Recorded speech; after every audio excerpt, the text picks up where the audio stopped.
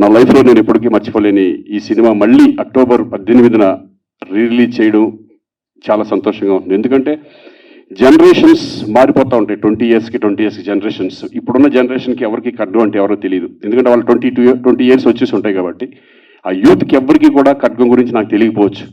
మళ్ళీ ఒక మంచి పేట్రియాటిక్ ఫిలిం, మంచి ఫిలిం మీ ముందుకు రాబోతుంది.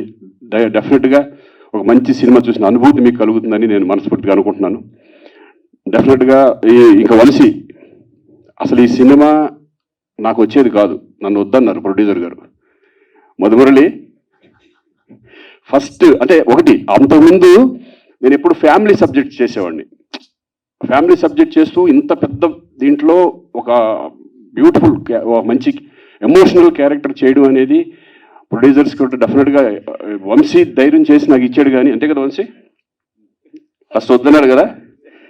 శ్రీకాంత్ కాకుండా వేరే వాళ్ళు అయితే నేను సినిమా చేస్తానని చెప్పారు ఆయన.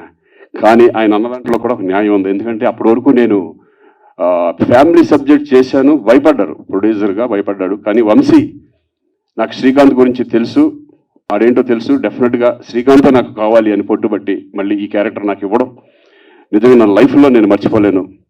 వంశీ అలాగే మధుమురళి కూడా, మధుమురళి అన్నాడు కానీ తర్వాత మళ్ళీ ఎస్ నువ్వు అనుకుందంటే కరెక్టే చేసేయండి అని చెప్పారు ధైర్యంగా.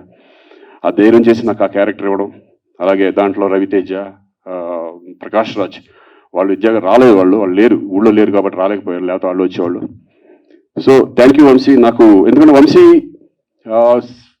సినిమాలో ఆర్టిస్ట్ చేయడం అనేది ఒక నేను ఫిల్మ్ ఇన్స్టిట్యూట్ నుంచి వచ్చాను, కానీ ఈయన ఒక ఇన్స్టిట్యూట్, సపరేట్ ఇన్స్టిట్యూషన్. ఎందుకంటే వంశీ చెప్పే విధానం, ఆర్టిస్ట్కి ఇంజెక్ట్ చేసే విధానం ఎంత బాగుంటుందంటే ప్రతి పాయింట్, ఈచ్ పాయింట్ మన నరనరాల్లో దింపేస్తాడు.